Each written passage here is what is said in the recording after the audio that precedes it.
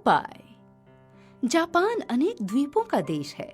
उनमें से एक द्वीप है होन्शु। नीचे समुद्र से घिरा हुआ। समुद्र तट पर घोंगे, शंख बिखरे रहते हैं। चमकीली रेत पर खेलने में बड़ा आनंद आता है। होन्शु द्वीप के तट पर एक और मछुआरों की एक बस्ती थी। वे लोग सुबह होते ही जाल लेकर समुद्र में चले जाते और शाम को बहुत सारी मछलियां पकड़कर ही लौटते। यही उनका व्यवसाय था।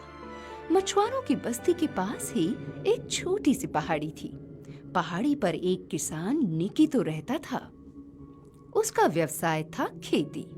पहाड़ी पर अपने घर से ऊपर की ओर उसका चेरी का बाग था और निचली ढलानों पर सीढ़ीदार खेतों में वो धान उगाता था।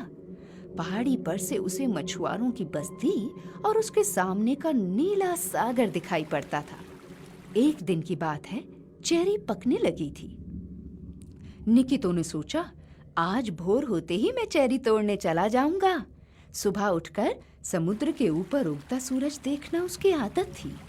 मन ही मन सूरज को प्रणाम कर काम पर जाना उसे बेहद अच्छा लगता था। आज जब उसने पहाड़ी से समुद्र की ओर देखा तो उसकी आंखें फटी की फटी रह गई। दूर क्षितिज पर बड़ी बड़ी ऊंची लहरें तट की ओर बढ़ती दिखाई पड़ी।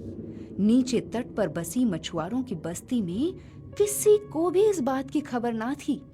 वो तो समुद्र में उतरने की तैयारी कर रहे थे।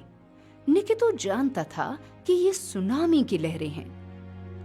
थोड़ी देर में जब वो तट से टकराएंगी तो सब कुछ तहस नहस कर देंगी। उसने पहाड़ों से मछुआरों को आवाजें दी, पर आवाजें गूंज कर रह गई, किसी ने सुनी नहीं। निकितो सोच में पड़ गया। समय कम था, मछुआरों को बचाना भी जरूरी था। वो तुरंत अपने खेतों में उतरा। धान पक कर पीले हो गए थे। उसने खेत के एक सिरे से धान की फसल में आग लगा दी और जोर जोर से चिल्लाने लगा। धुआं और लपटें देखकर और निकितो की चिल्लाहट सुनकर लोगों का ध्यान उस ओर गया। ये सोचकर कि निकितो दादा संकट में है, वे सब के सब पहाड़ी की ओर भागे निकितो को बचाने। निकितो काफी नीचे उतर आया और गांव के ठीक ऊपर की टेकड़ी पर खड़ा होकर जोर से चिल्लाने लगा, बच्चों को भी लेते आओ, बच्चों को भी लेते आओ, सबको साथ लाओ। उसकी आवाज अब सुनाई पड़ने लगी थी। मुखिया बोला, निकितो शायद ठीक ही कह रहा है। हमें लौटने में देर हुई तो बच्चे भूखे रह जाएंगे। औरतों ने बच्चे भी संभाल लिए और सभी आ गए निकितो को बचाने। वे जब पहाड़ी पर निकितो के खेतों तक पहुंचे, तब तक निकितो की सारी फसल जल चुकी थी। मछुआरे सोच रहे थे कि थोड़ा पहले पहुंचते तो शायद निकितो की सहायता कर पाते। कुछ की नजर नीचे अपने घरों की ओर मुड़ी। ये क्या? वहां तो बस्ती का नामो निशान मिट चुका था।